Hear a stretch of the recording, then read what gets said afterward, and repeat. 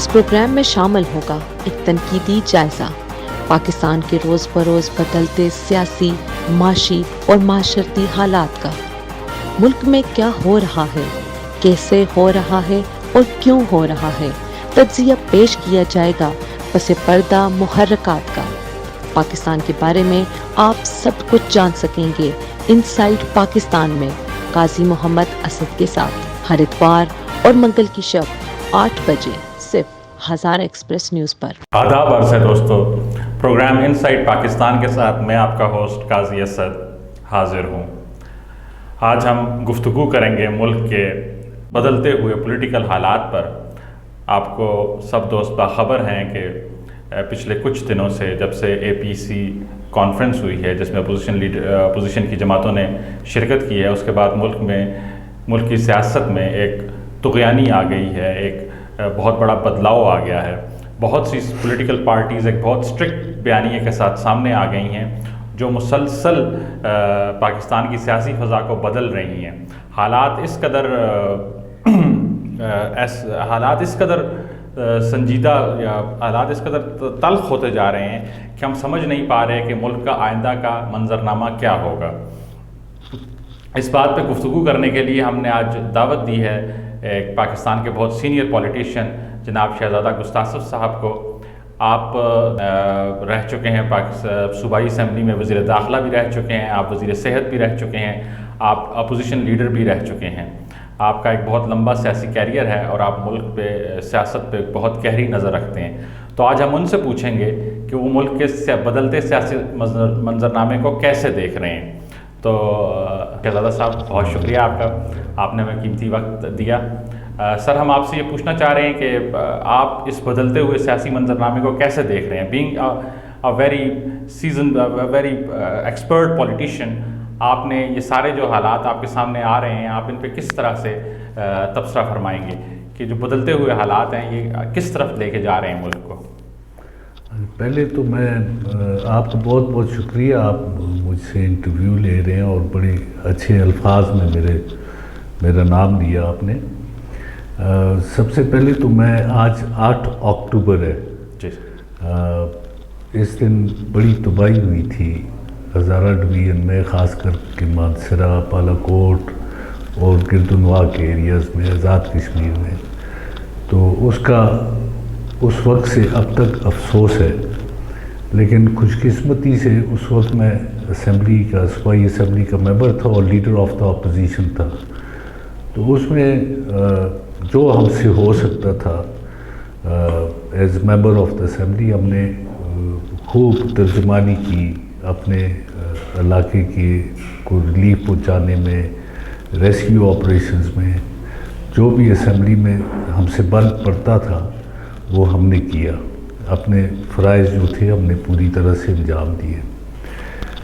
तो रह गया ये सवाल जो आपने किया कि बदलते हुए सियासी हालात को किस तरह से देखा जा रहा है। असल में सियासत एक मुसलसल एक्टिविटी का नाम है।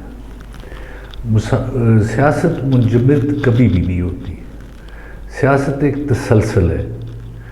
और ये जो हमारा सिस्टम ऑफ गवर्नमेंट है, ये पार्लियामेंट्री फॉर्म ऑफ गवर्नमेंट है। इसमें एक अपोजिशन है, एक गवर्नमेंट है, ये कोई वन पार्टी रूल नहीं है। तो इसमें मुख्तलिफुल ख़याल सियासी जमातें मुख्तलिफ़ वक्तों पे जब भी कोई ऐसे मसाइल मुल्क में सामने आए हैं तो वो यकजा होती रही हैं। जिस तरह PNA की मूवमेंट थी जुल्फ़िकार अली भुट्टो साहब के ख़िलाफ़, इस तरह से ARD थी, ये अलाइंसेस बनते रहते हैं। और मैं समझता हूँ कि पॉलिटिकल एक्टिविटी तो कोई बुरी बात नहीं है, अच्छी बात है, ये तसलसल रहना चाहिए। अपोजिशन का भी ये हक़ है कि वो अपनी राय का इज़हार करें, इज्तिमा करें, और जो चीज़ें उन्हें नागवार गुजरती हैं, नापसंद हैं, तो वो उन्हें उजागर करें ताकि गवर्नमेंट उससे वाकिफ़ हो और गवर्नमेंट उस पर कोई कार्रवाई करे। लेकिन अब हमारे यहाँ पे अफसोस ये है कि किसी बात को मिस्बत तरीके से नहीं देखा जाता। कुछ कमज़ोरियाँ भी वाक़या हो जाती हैं और कुछ ऐसे हालात पैदा हो जाते हैं कि बिल्कुल डू एंड डाई वाली सिचुएशन आ जाती है। वो मुल्क के लिए किसी तरह भी अच्छी नहीं होती।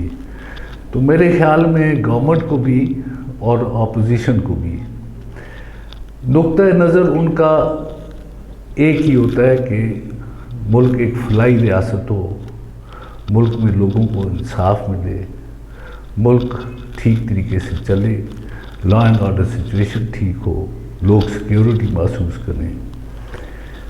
लेकिन मैं समझता हूँ कि ये ज़ाफ़ कभी भी पूरी तरह से कोई हुकूमत भी पूरे नहीं कर सकी। अब उसकी वजूहात क्या हैं वो अगर कोई कह नहीं सकता, समझता है कि सियासी हुकूमतें क्यों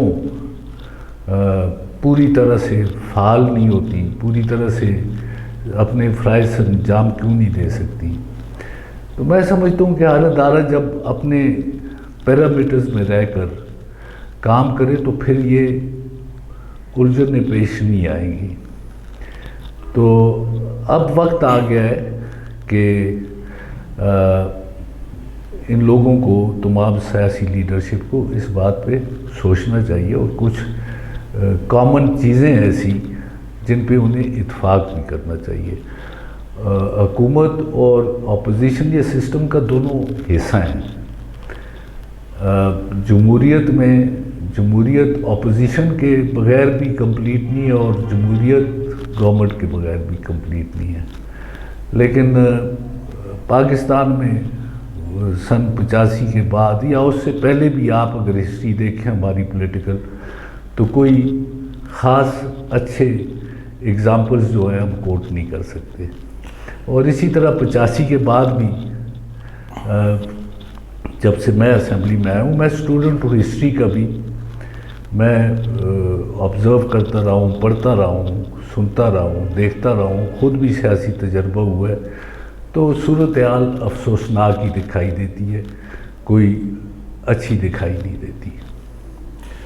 सर, इतना अरसा आपने भी सियासत की, आप बहुत अरसा मेंबर भी रहे असेंबली के, और उसके बाद अब आप इस बार खैर इलेक्ट नहीं हो सके, लेकिन अभी भी आप एक पीटीआई के एक ओहदेदार हैं। तो आप इस वक्त अगर ये बात आप कर रहे हैं तो ये थोड़ी सी मायूसी की अलामत नहीं है कि अगर आप ये हमें कह रहे हैं कि कुछ किया नहीं जा सका या कोई सियासतदान जो है सियासी पार्टी, और फिर एक बात की तरफ मैं यकीनन आपने वो बात अपनी कही कि आपने कहा पैरामीटर सेट करने होंगे। ये जो पैरामीटर सेट करने की आपने बात की कि कोई इदारा है या कोई सियासी जमात है या कोई भी इस मुल्क का गवर्निंग बॉडी है, तो उसके लिए पैरामीटर सेट होंगे, भाई आपने इन हदूद के अंदर रह के काम करना है। तो इन पैरामीटर्स को सेट क्यों नहीं किया जा सका अभी तक, और अगर नहीं किया जा सका तो क्या ये सियासतदानों की नाकामी नहीं है? और अगर सियासतदानों की नाकामी है बिलफर्ज, अगर आप इसको मान भी लें, तो फिर इसको मुस्तकबिल में आपके पास कोई लायामल है कि आप कोई ऐसा क्राइटेरिया लेके आएँ, कोई ऐसे हालात लेके आएँ कि आप मुस्तकबिल में ये चीज़ें नाफिज कर सकें? देखिए जी, ये एज अ होल जैसे आपने कहा कि ये किसी एक फरीक की नाकामी है, तो अगर मुल्क एक ढंग से नहीं चल रहा और उसकी कुछ वजूहात तो होती हैं, और जो मैंने अदारों की बात की है, जो अदारे अगर एक अपने अपने पैरामीटर्स में चले, वो बात भी सही है। मैं उन सियासतदानों में से या मैं तो बहुत एक छोटे लेवल का आदमी हूँ, मैं तो कोई इतना बड़ा दानिश्वर या बड़े सियासी कद काठ का आदमी नहीं हूँ। मैं कई दफ़ा सूबाई वज़ीर रहा हूँ, सूबाई असम्बली का मेंबर रहा हूँ, और अल्लाह के फजल व करम से मेरे बुज़ुर्गों का बड़ा नुमायाँ रोल रहा है सियासत में। तहरीक पाकिस्तान से लेकर अब तक मेरे ताया मोहम्मद अब्बास खान साहब तहरीक पाकिस्तान के वक्त वो रेफरेंडम के इंचार्ज थे, डिस्ट्रिक्ट हज़ारा के मुस्लिम लीग के सदर थे, और उन्होंने रेफरेंडम में बहुत बड़ा काम किया। इसी तरह हमारा ख़ानदान अमली तौर पे जहाद कश्मीर में सन 1946-47 में ख़ुद हिस्सा लिया, अपने लोगों के साथ वहाँ पे जहाद में हिस्सा लिया अमली तौर पे। इसी तरह मेरे वालिद साहब गिरफ़्तार हुए कई दफ़ा तहरीक आज़ादी के उसमें। तो हमारा एक हमें पाकिस्तान से वाबस्तगी है। सियासी जमातें पाकिस्तान की जमातें, पाकिस्तान की सियासी जमातें हम सबको कदर की निगाह से देखते हैं, लेकिन जहाँ बात आ जाती है पाकिस्तान की तो फिर सब कुछ पीछे रह जाता है, हम पाकिस्तान की तरफ देखते हैं। और मैं समझता हूँ कि हमें एक दूसरे को पाकिस्तानी समझना चाहिए और एक दूसरे के साथ चलना चाहिए, और जो मुल्की मफाद में हो उसको अपोजिशन को भी साथ देना चाहिए और गवर्नमेंट को भी अपोजिशन को साथ लेकर चलना चाहिए। अब ये बदकिस्मती के या हमारी बैड लक है कि पाकिस्तान में स्टेबिलिटी सियासत में नहीं आ सकी। आज से नहीं, फौरी तौर पर बाबा कौम की रहलत के बाद, उनकी वफ़ात के बाद से लेकर अब तक कोई तसलसल से नहीं हो सकी सियासत। वज़ीर आज़म आते रहे जाते रहे। अफसोसनाक ये हुआ कि फांसी भी हुए वज़ीर आज़म, कत्ल भी हुए वज़ीर आज़म, लीडरशिप भी कत्ल हुई। ये बातें चलती रही और उन्होंने डिस्टेबलाइज किया। अब वो रीज़न्स उसके क्या हैं? क्योंकि सियासत अपनी जड़ें नहीं पकड़ सकी इस मुल्क में। हमारे साथ वाला मुल्क है भारत, मैं उसकी तारीफ़ नहीं करता, वो इस वक्त वहाँ पे एक बड़ी जालिम किस्म की हुकूमत है, लेकिन वहाँ पे एक सियासी तसलसल चलता रहा है। बीच में ऊपर नीचे भी अगर हुआ है तो किसी को मुदाखलत वहाँ पे कोई नहीं हुई बाहर से। आपसी में सियासतदान निपटाते रहे मामलात। हमारे मुल्क में वक्फे भी आए और सियासत जो है तकरीबन बंद होके भी रह जाती है बाज़ दफ़ा। तो ये सारी चीज़ें जो हैं, अगर मैं ना भी कहूँ तो ये हक़ाइक़ हैं और हर पाकिस्तान का शहरी जानता है। पाकिस्तान को एक फलाई मुमलिकत होना चाहिए था। पाकिस्तान सारे पाकिस्तान के शहरियों का वतन है, जो अपना सब कुछ पीछे छोड़ के आ गए और हमारे पाकिस्तान के इस हिस्से में आके बस गए। ये मुल्क उनका भी है, ये मुल्क हमारा भी है। ये मुल्क जिसके पास घर नहीं है पाकिस्तान में, उसका भी मुल्क है। एक रोड पे मांगने वाला भिखारी भी अगर है, ये उसका भी मुल्क है। और मुल्क एक माँ है, मुल्क को संभालना है सारा कुछ, स्टेट को संभालना है सारा कुछ। लेकिन आप देखें कि हर दौर में मैं ये नहीं समझता कुछ पहले अच्छा होगा, कुछ बुरा होगा, कुछ अब भी अच्छा हो रहा है, कुछ बुरा हो रहा है। ये तो चीज़ें चलती रहती हैं, लेकिन जब तक मुल्क के शहरी अपने आप को उतने ही इज़्ज़तमंद ना समझे जितना कि एक मालदार आदमी अपने आप को समझता है, या एक आदमी जो दफ्तर में बैठ के अपने आप को समझता है, तो तब तक मैं समझता हूँ वो मुल्क जो है वो जिस लिए वजूद में आए वो काम वो नहीं कर रहा। अब हमारी ये हालत है, हम रोज़मर्रा लोगों से डील करते हैं, लोगों से मिलते हैं। हम ये नहीं कह सकते कि पहले ये अच्छा नहीं हुआ तो अब ये बुरा हो रहा है, या अब बुरा हो रहा है तो पहले अच्छा हो रहा। ये एक तसलसल से हम देख रहे हैं कि जिनका मुल्क है जो तकरीबन 70-80% पॉपुलेशन में है, उन लोगों को तो ये एहसास दिलाना होगा हमें कि वो भी इस मुल्क के बाइज़्ज़त शहरी हैं। अगर किसी का किसी क्लर्क के साथ भी काम पड़ जाता है, ये मैं सिर्फ इधर की बात नहीं कर रहा, मैं ओवरऑल बात कर रहा हूँ, तो वो सुबह शहरी सिफारिशें ढूंढने लग पड़ता है कि मेरे साथ कोई जाए या मेरे लिए कोई सिफारिश करे कि मुझे आगे मेरा जो जायज़ काम है वो भी हो जाए।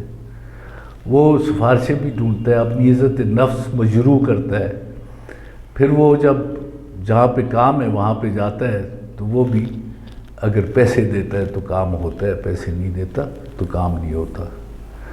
तो ये मुल्क जो है ये और हम में ये एहसास ही कभी नहीं पैदा हुआ कि ये शहरी भी मुल्क के शहरी हैं, ख्वाह वो गरीब हैं या अमीर हैं, असर वाले हैं, रसूख वाले हैं या नहीं हैं, लेकिन हमें ये एहसास नहीं हुआ कि अब वक्त आ गया कि हम उन्हें एहसास दिलाएं कि वो भी हमारी तरह के इज़्ज़तदार शहरी हैं, उन्हें भी हक हासिल है इस मुल्क पे, उनका भी जायज़ काम जो है वो किसी के पीछे भागने की ज़रूरत नहीं है।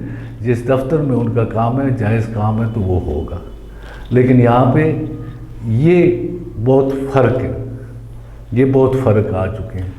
इन चीज़ों को हमें एक नेशनल कंसेंसस इन पे डेवलप करना होगा। सारी सियासी जमातों को कुछ चीज़ों पे मुतफ़िक होना पड़ेगा कि जो 70% लोग हैं जो हर चीज़ से महरूम हैं, उन्हें अपना पानी लगाने के लिए भी सिफारिशें करनी पड़ती हैं, लोगों के पीछे भागना पड़ता है, उन्हें अपना लाइसेंस भी एक्सटेंड कराने के लिए लोगों की मिन्नतें करनी पड़ती हैं, रिश्वत देनी पड़ती है, उन्हें कागजात माल अगर किसी से लेने हैं तो वहाँ भी पैसे दे के वो कागजात माल लेते हैं। वो दफातर के सामने इस तरह खड़े होते हैं जैसे कि वो ग़ुलाम हैं किसी अफसर के। तो हमें ये एटीट्यूड जो है ये चेंज इसलिए नहीं हो सका कि गवर्नमेंट की कभी भी ग्रिप गवर्नमेंट के एहलकारों पे नहीं रही, क्योंकि इस तरफ तवज्जो ही नहीं दी गई। उन्हें अपने मामलात और अपने उस मुफाद की खातिर दफातर को इस्तेमाल किया जाता है, अपनी सियासत के फ़रोग़ के लिए इस्तेमाल किया जाता है। मैं इसलिए करता हूँ कि मैं अब सियासत का इतना नहीं सोचता, मैं इस पे सोचता हूँ कि हमारा मुल्क तरक्की करे, हमारा मुल्क आगे बढ़े, जिसके साथ हम खुद आगे जाएंगे। और मैं नहीं परवाह करता अब कि मैं वोटों के लिए सियासत करूं या मैं किसी मुफाद के लिए सियासत करूं, ना पहले की है ना अब करता हूं। तो मैं इसलिए ये बातें बड़े वोकली कहता हूँ। मैं पीटीआई का सदर हूँ ज़िले का। मैं कोशिश करता हूँ कि ये बातें मैं किसी लेवल पे ये पहुँचाऊँ अपनी लीडरशिप को। मैं कोई ऐसा फोरम पे मीटिंग हो तो उसमें भी मैं ये इज़हार ख्याल करता हूँ और मैं कहता हूँ, और मुझे उम्मीद है अब हम कह ही सकते हैं कि इस वक्त हमारी हुकूमत है, तो हम कुछ चीज़ों पे काबू पाएंगे तो इस तरह पाएंगे जब आवाम के लिए कुछ हम डिलीवर कर सकेंगे। क्योंकि हमारे लीडर का भी यही विज़न था जिसके पीछे हम गए हैं, और हमारी कोशिश भी है कि वो जिस तरह से वो बयान करते हैं वो भी यही है कि हम इसके लिए हम आवाम के लिए, अपने मुल्क के शहरियों के लिए कुछ अच्छा करेंगे। तो मैं समझता हूँ कि अब इन द लॉन्ग रन अगर कुछ हो, लेकिन कौमी इत्तेफाक की राय बहुत ज़रूरी है, कुछ चीज़ों पे बहुत ज़रूरी है। ग्राउंड रियलिटीज़ जो इस मुल्क की हैं, इस वक्त प्रेजेंट कंडीशंस हैं, वो थोड़ा सा हमें ज़्यादा तल्ख़ तस्वीर दिखाती हैं। विद ड्यू रिस्पेक्ट, आपने काफ़ी अरसा हुकूमत में गुजारा, लेकिन अब आप ये शिकवा कर रहे हैं कि एक बंदे को क्लर्क से काम होता है तो उसको सिफारिश ढूंढनी पड़ती है, किसी के पास जाना पड़ता है, आप कुछ नहीं बदल सके। ये आपका फेलियर नहीं था कि आप इसको तस्लीम नहीं करते कि ये आपका फेलियर था कि आपको इख्तियारात मिले, आपको गवर्नमेंट में पावर्स दी गई, और उसके बावजूद ये अभी भी शिकवे हम अगर करें कि भाई हमारा एक आम शहरी महरूम है, तो ये थोड़ी सी ये शिकवा अगर कोई आम आदमी करे तो हम उसको तस्लीम करते हैं कि भाई चलें। लेकिन आप लोग पावर्स में रहे हैं सर, आपने बहुत लंबा अरसा गुजारा पावर के अंदर, आप कुछ दुरुस्त क्यों नहीं कर पाए? पहला तो ये सवाल है। और अगर दुरुस्त नहीं कर पाए तो क्या आइंदा आपके पास कोई ऐसा लाएमल है कि ये चलें, अगर दोबारा भी कोई चांस मिले तो ये दुरुस्त हो जाएगा? ये क्यों नहीं हुआ? ये 70 साल गुजरने के बावजूद आम आदमी मज़ीद पिसता क्यों जा रहा है? मैंने आपको पहले एक बात क्लियर की थी कि मैं कोई इतना बड़ा सियासी कद काट का आदमी नहीं हूँ। मैं एक मिडिल क्लास गरीब आदमी हूँ और अल्लाह ने मौका दिया, लोगों ने साथ दिया, मेरे ख़ानदान की खिदमत थी, मेरी खिदमत थी, लोगों ने मुझे 4 दफ़ा इलेक्ट किया और मुझे मनसब भी मिले।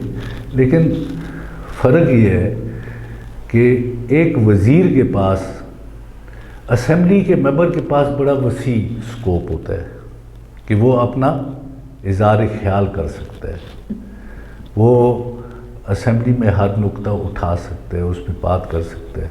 तो मुझे ये मौका मिला है और मैंने कोई कसर नहीं छोड़ी।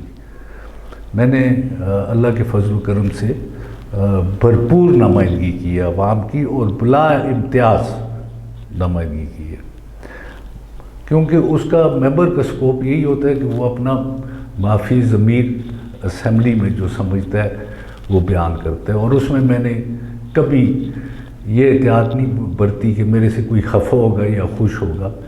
मैंने बिल्कुल लोगों के ख्यालात की अक्कासी की है वहाँ पर। और असेंबली का रिकॉर्ड गवाह होता है, क्योंकि हर चीज़ रिकॉर्ड होती है। और मुझे इस बात की बहुत खुशी है कि मैं अपने फ़राइज़ ठीक तरह से बहैसियत मेंबर अंजाम दिए। बाकी रह गया हुकूमती मनसब वज़ीर, सूबाई वज़ीर। सूबाई वज़ीर का स्कोप अपने महकमे तक लिमिटेड होता है। मैं प्लानिंग मिनिस्टर बना इब्तदा में, तो मैंने अल्लाह के फजल करम से डीटैक का, डिस्ट्रिक्ट एडवाइजरी कमेटीज़ का निज़ाम मुतारफ़ करवाया। मैंने एनुअल और review meetings, mid year reviews वहाँ पे एडीपी के शुरू करवाए और करता रहा रेगुलरली, हर चीज़ पे नज़र रखते थे। फिर मैं महकमा सेहत का वज़ीर रहा। मैंने अल्लाह के फजल करम से वो जो मेरा 2 साल का पीरियड है, किसी को अस्पताल जो भी शिकायतें थी वो दूर की और फिर ऐसा एक सिस्टम वज़ा किया कि हर किसी को जो अवेलेबल रिसोर्सेज में अद्वियात थी वो फ्री ऑफ कॉस्ट मिलती थी, अस्पतालों में खिदमत होती थी, अस्पतालों की सफाई होती थी। और डॉक्टर्स को हमने सर्विस स्ट्रक्चर दिया उस दौर में, ये 88 की बात है। सर्विस स्ट्रक्चर दिया, पैरामेडिक्स को हमने सर्विस स्ट्रक्चर दिया, नर्सिंग स्टाफ को हमने ये सर्विस स्ट्रक्चर दिया। काफ़ी हद तक हमने इम्प्रूवमेंट की। लेकिन चूँकि उस वक्त असेंबली लास्ट भी नहीं कर सकती थी, 5 साल के लिए इलेक्ट होते थे, 2 साल में कभी असेंबली ख़त्म हो जाती थी, कभी 3 साल में ख़त्म हो जाती थी। तो बहरहाल जो अरसा वहाँ पे गुजारा, तो इस पे पशेमानगी मुझे नहीं है। अल्लाह के फजल करम से खूब काम किया और खुदा के फजल करम से बड़े क्लियर भी रहे कि हमने कोई बेजा गलत काम नहीं किया, हमने कोई रिश्वत नहीं ली, हमने कोई माल नहीं बनाया, हमने कोई कारोबार नहीं किया, हम जैसे थे वैसे ही रह गए। तो ये अल्लाह का शुक्र है कि कोई हम पे ये इल्ज़ाम नहीं लगा सकता। तो जहाँ तक आप कहते हैं कि हम तब्दीली क्यों नहीं ला सके सारे निज़ाम में, अगर ये नेशनल लेवल की बात होती है, ये नेशनल पॉलिसीज़ होती हैं कि आप पार्ट ऑफ दैट, हाँ, ये नेशनल लेवल की बात होती है। वज़ीर अपने महकमे में कारकर्दगी बेहतर बना सकता है, पॉलिसी अच्छी दे सकता है, लेकिन एज अ होल वो कुछ नहीं कर सकता। वो बात कर सकता है, कैबिनेट मीटिंग में कर सकता है, पॉइंट आउट कर सकता है, आगे अमल दरामद जो है वो हायर इकोलॉन्स ऑफ पावर में होता है। तो बहरहाल हमसे जो हो सकता था हमने कंट्रीब्यूट किया। और ये बातें जो मैं कर रहा हूँ, ये एक जनरल फीलिंग है कि जब इंसान है, दिल रखता है, दिमाग रखता है, उसके दिल में दर्द होता है, जहाँ पे कोई देखे कि एक आदमी का जायज़ काम सिर्फ इसलिए नहीं हो रहा और उसे रिश्वत देनी पड़ रही है, उसे लोगों की मिन्नतें करनी पड़ रही हैं, वो हाईएस्ट लेवल पे डिसाइड होगा। क्योंकि जब तक मैं कहता होता हूँ कि जागीरदारी निज़ाम, जो पुराना जागीरदारी निज़ाम था, वो ख़त्म हो गया, उसका कुछ बाकी नहीं रहा। सिर्फ नाम है कि जागीरदाराना सोच, फलान सोच है, लेकिन सोच अब किन लोगों की है? जो दफातर में बैठे हुए हैं। कोई डिस्ट्रिक्ट का जागीरदार है, कोई महकमे का जागीरदार है, मुख्तलिफ महकमों में बैठे हुए हैं, और वो ये नहीं देखते कि इंसाफ क्या है, सहूलत क्या है, किसी को रिलीफ कैसे देना है। हमें डिस्ट्रिक्ट मैनेजमेंट का निज़ाम मुतारफ़ कराना चाहिए, हमें एहसास दिलाना चाहिए, हुकूमत को एहसास दिलाना चाहिए कि ये लोग जो आप बैठे हैं, आपको पब्लिक सर्वेंट्स कहा गया है। ये अंग्रेज़ों का अब निज़ाम नहीं है, ये निज़ाम जो है अब हुकूमत पाकिस्तान का निज़ाम है, जिसके लिए लोगों ने कुर्बानियाँ दी हैं, जिसके लिए लोगों के बाप दादों ने जानें दी हैं, जिनके लिए लोग अपनी इज़्ज़तें कुर्बान करके हिंदुस्तान से माइग्रेट करके पाकिस्तान आए हैं। बहुत बड़ी कुर्बानी दी है, दुनिया की सबसे बड़ी माइग्रेशन हुई थी। तो ये एहसास हमने इन दफातर में मुतारफ़ कराना है कि ये कोई आसान बात नहीं थी। पाकिस्तान को बाबा कायद आज़म की क़यादत में हासिल करना, ये अल्लाह का एक ख़ास फ़ज़ल था। हमसे वो गोरे भी तकड़े थे, तादाद में हिंदू भी ज़्यादा थे, लेकिन अल्लाह ने किया कि हम ये मुल्क अपने लिए हासिल कर सकें। लेकिन अब इस मुल्क की इम्पॉर्टेंस का भी उन्हें बताना है कि ये मुल्क हमारे लिए बहुत इम्पॉर्टेंट है। आपके पास तो ओहदे हैं, आपके पास तो सब कुछ है, आपके लिए जहाँ भी जाएं सहूलत है, लेकिन हम लोग जो मिडिल क्लास और लोअर क्लास के लोग हैं, हमने तो यहीं बसना है। हमारे अजदाद की कब्रें इधर हैं, हमारे गांव हैं, हमारे रस्म व रिवाज हैं, हमारे बच्चे हैं, हमने यहाँ वक्त गुजारना है। तो इस मुल्क को अच्छा क्यों ना कर दें अपने बच्चों के लिए। हमने ये इन लोगों को एहसास दिलाना है कि आप हमारे मास्टर्स नहीं हैं, you are not our kings, आप हमारी तरह के इंसान हैं, आपको मौका मिल गया। जिस तरह मैंने सियासत की, मेहनत की, मैं वज़ीर बन गया, आपने इम्तिहान दिए, पास किए, मेहनत की, आप अफसर बन गए, लेकिन आप हैं तो हमारी ही तरह है, हम में से ही है। आप गोरों के तो कुछ नहीं लगते, आप तो अफसर बने, आप जब पाकिस्तान बना है। तो ये एहसास कौन दिलाएगा? जो खुद सोचेगा इस पे, जो खुद इस तकलीफ़ से गुजरा होगा। हम कोई अरबपति करोड़पति नहीं है कि हम पैसे के या किसी रुतबे के या किसी के तुफैल हम मेंबर बन जाए। हम तो गांव के देहात के लोग हैं, हम तो डिपेंड ही इस बात पे करते हैं कि हम खिदमत करें, इखलाक से पेश है। तो हमें कोई वोट दे दे, ना दे तो ना दे। तो ये चीज़ पाकिस्तान के इसमें हमारे सिस्टम में सरैयत कर रही है कि अब पैसे का दौर है, माल का दौर है, कन्विक्शन है नहीं है, हर एक मुनाफे के लिए दौड़ रहा है। और जो पाकिस्तान गिना जाता है सिर्फ एलीट का मुल्क गिना जाता है, या इन हमारे अफसरान का मुल्क है, आम आवाम तो रुल रही है। उनके तो कुछ किया तो उन्हें कुछ मिलता है। जब बच्चे रात को रोज अगर लोग बचा कुछ खाना गली में किसी जगह या किसी जगह पे फेंक के आते हैं, तो हमने अपनी आँखों से देखे बच्चे शॉपर्स दिए हुए सुबह के वक्त, अच्छे खूबसूरत छोटे छोटे बच्चे ढेरों से और वो गंदे नालों से जो है उस रिस्क को उठा के शॉपर्स में डाल के अपने घर को लेके जाते हैं। तो ये मिलाम है। आखिरी आपसे प्रोग्राम ख़त्म करते हैं, सवाल पूछ लूँ। आज 8 अक्टूबर भी है, ज़लज़ले का जो है वो दिन भी है, तो इस हवाले से आप हमें बताएं कि मानसेरा शहर में एक बहुत बड़ा स्कैंडल है जो इस सिलसिले में सामने आया था बकरियाल सिटी का, जी। एक हाउसिंग सोसाइटी बनाई जानी थी, जो मुतासरा लोग थे उनके लिए, जो जिन बेचारों का सब कुछ लुट गया था उस ज़लज़ले के अंदर, जिन्हें घर बार टूट गए थे, लोग भी इस दुनिया से चले गए थे, उन लोगों के लिए गवर्नमेंट ने एक मंसूबा शुरू किया था बकरियाल सिटी बनाने का। जी। वो क्यों अब तक मुकम्मल नहीं हुआ, और अगर वो मुकम्मल नहीं हो रहा तो उसके ज़िम्मेदार कौन है? हमारा सिस्टम इसका ज़िम्मेदार है। मैं सूबाई असम्बली का मेंबर था उस वक्त, लीडर ऑफ द अपोजिशन था जब ज़लज़ला आया था। इस मौजू पे भी मेरी फुल कोई 25-30 मिनट की तकरीर है। मैंने उस वक्त बहुत सारी बातें पॉइंट आउट की थी। इसी तरह ज़लज़ले की रिलीफ और रेस्क्यू पे भी मेरी तकरीर है। मैंने ये सारा पॉइंट आउट किया था। मैं आपको व्हाट्सएप भी कर दूंगा, आप देख लें उसे। ये मैंने पहले पॉइंट आउट किया था। इसलिए, और यहाँ पे जब हमारी मीटिंग्स कभी होती थी तो मैं ये भी कहता था कि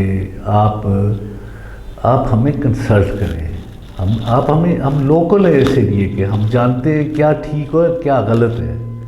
आप इन बातों को नहीं समझते। आप बेशक इस्लामाबाद में ग्रेड 22 के सेक्रेटरी हों या आप बड़े किसी और ओहदे पे हों, लेकिन आपका एरिया नहीं है, आप इस पर नहीं समझते। हमें इसका पार्ट नहीं बनाया गया। जो मुतासरा लोग थे उन्हें भी इसका हिस्सा नहीं बनाया गया। जो जिनसे ज़मीनें ली गई उन्हें भी इसका हिस्सा नहीं बनाया गया। ऊपर बैठ के फैसला किया गया और उसके बाद अपनी मर्जी से सब कुछ अवार्ड किया गया, दिया गया। किसने किया सर? नाम लीजिए। उस वक्त की गवर्नमेंट ने। गवर्नमेंट का नाम? Federal government. कौन था? उस वक्त मुशर्रफ साहब थे, वो हमारे प्राइम मिनिस्टर शौकत अजीज़ साहब थे जी। तो मतलब है वो बस ऊपर बैठ के जो फैसला कर लेते हैं वो कर लेते हैं ग्राउंड। और आपको इसका अंदाज़ा है कि कितना बड़ा गबन है, ये एक माली स्कैम है? ये बहुत बड़ा स्कैंडल है। बहुत बड़ी इसमें गलतियाँ हुई हैं और इस प्रोजेक्ट को स्टार्ट करने ही वालों ने इस प्रोजेक्ट का बेड़ा गर्क किया। और अब ये जो नौजवान कोशिश कर रहे हैं इसके लिए कि ये कोई पाए तकमील तक पहुँचे, उस कोशिश में हमारी भी हम उन्हें पूरी सपोर्ट है। हम चाहते हैं कि अल्लाह करे ये एक चीज़ शुरू की गई है ये कंप्लीट हो। लेकिन ये मैं समझता हूँ, मैं इस एक कॉन्फ्रेंस में डिज़ास्टर से मुताल्लिक़ कॉन्फ्रेंस थी, कॉमनवेल्थ कॉन्फ्रेंस इंडिया में, दिल्ली में, उनकी लोकसभा के आउटस्कर्ट्स में थी। मैं गया था उसमें। वहाँ भी एक ज़माने में ज़लज़ला आया था, बहुत दूर की बात नहीं, हमारे ज़लज़ला आने से कुछ साल पहले वहाँ भी आया था। उनका जो सेंटर था रिलीफ का, कंट्रोल का, डेवलपमेंट का, वो वही ज़िला था, वो दिल्ली नहीं था, वही ज़िला था। उसी में वो काम, ये उस कॉन्फ्रेंस में हमने सुना। और हमारा जो ज़िला मुतासर थे, यहाँ पे कोई ज़िम्मेदार शख्स ही नहीं था। इधर एक छोटा सा ऑफिस था, हम भी उसकी स्ट्रेटजी कमेटी के मेंबर थे। लेकिन बहरहाल अब जो गुज़र जाता है और उस पे भी बहुत सारी बहस हुई, हमने उस वक्त भी की। मैंने ये भी पॉइंट असेंबली में उठाया कि गढ़ी अबीबुल्ला में, बालाकोट में, बटल में सैकड़ों बच्चे जो हैं वो सदब हो गए, स्कूल उन पे गिरा, वो उनकी अमवात हो गई। और इस हद तक कि फिर इज्तिमाई कब्रें भी बनानी पड़ी। और उन्हीं मालों में साथ गढ़ी अबीबुल्ला, आप जाके देखें, वो करोड़ों रुपयों का स्कूल बना था, हाई स्कूल बच्चियों का था मेरे ख्याल में। उसके साथ मुग़लों के ज़माने की दीवारें जो थी वो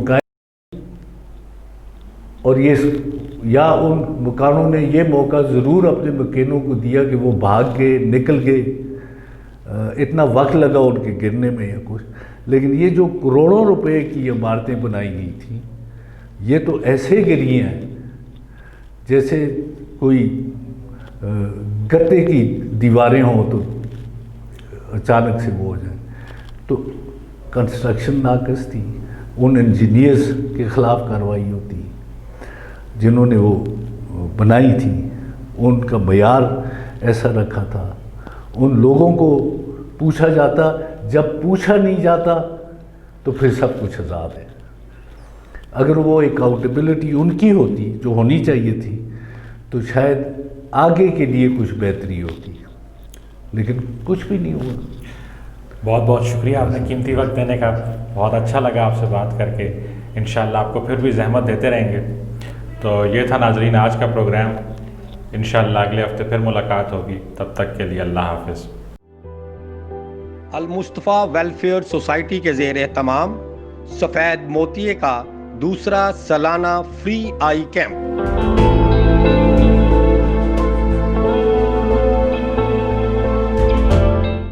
माहिर डॉक्टरों की ज़ेर निगरानी सफ़ेद मोतिये की तशखीस, ऑपरेशन और लेंस की मुफ्त सहूलियात।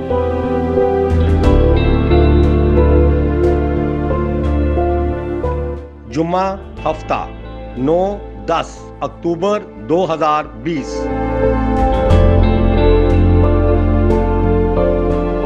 गोहर हाउस, हजारा यूनिवर्सिटी के सामने, डोडियाल, मनसेरा, खैबर पख्तूनख्वा। बराए राब्ता पीर मोहम्मद खान शकील 031290345667, मोहम्मद हनीफ गोहर 032138957774।